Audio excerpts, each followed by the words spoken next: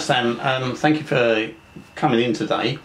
Thank you for inviting me. A real pleasure. Sam, you've been a patient of mine for several weeks. Can you just briefly tell us, please, about all that brought you to my clinic and the reasons, please? It stems a long way back. I've had a huge passion for horses all my life. I've been riding for 24 years, leisurely and a little bit competitively. And as most ladies and gentlemen who are in the horse industry will know, it brings a lot of wear and tear on your body, from the riding, the care of the horses and the mucking out, a lot of repetitive strain with forks and brooms, which I'm sure somebody like you would tell me is not great on my back. And I've suffered with some lower back pain, a lot of tightness in the muscles, and to the point where it's become quite an excruciating pain that's had quite an effect on my day-to-day jobs and definitely on my riding, but causing me sort of lack of sleep and discomfort doing the simplest of things around the house. Right, well, that's a very full explanation. Thank you.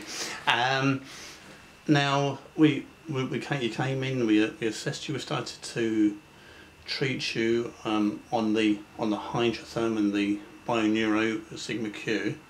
Can you just tell us about that first time we treated you and how you felt afterwards and just some of the things that happened? Can you talk about that, please? I was like, the first time was amazing. I have to admit I was a little bit sceptical when I first came. Over the years I've had physiotherapy via the NHS and other forms, sports physios and chiropractors and such like to look at my lower back, and I've not really had much relief with it.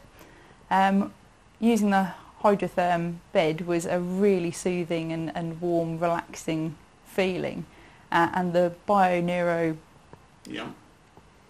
really Sigma Q, that's right, it's a very professional name. It was such a deep, almost intense feeling on my back.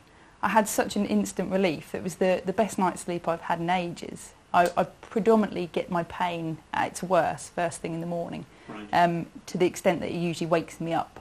Mm-hmm. And I had a mild ache the next morning after I'd had my first treatment, which was bars and bars and bars below anything I normally feel. So it was incredible. I didn't expect to feel that much relief that quickly after one treatment.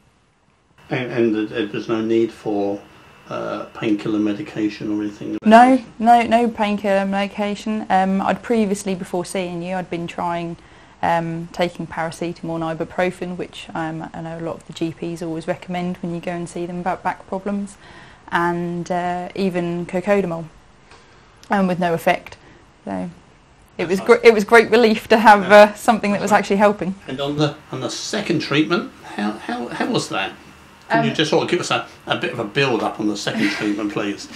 The second treatment was again wonderful. I felt a lot of relief the next day. It seemed to work more over my entire body. It was almost as if after the first treatment the pain had sort of been dissipated from like a core, and there was just sort of a little mild sort of muscular ache, and then the second treatment then seemed to relax and loosen those muscles, and my movement was vastly improved. Wonderful. Now, talking to you about your knowledge of riding and dressage and all that type of thing, of which I have very little knowledge, and I've learnt an awful lot from you, Sam. Can you just tell us the most important things, please, about being able to be relaxed whilst riding? Just give us a brief outline of that, please. A couple of the main things with riding is obviously your posture, mm-hmm. and the fluidity of a rider. Yeah. A lot of riding, or most of riding, should come off the core muscles. Mm-hmm.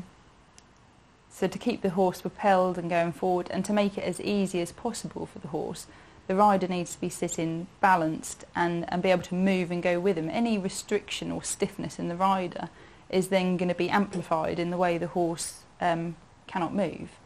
Mm-hmm. So it does restrict them, even at a lower level, but those riders that want to go on and compete is definitely seen on a vaster scale.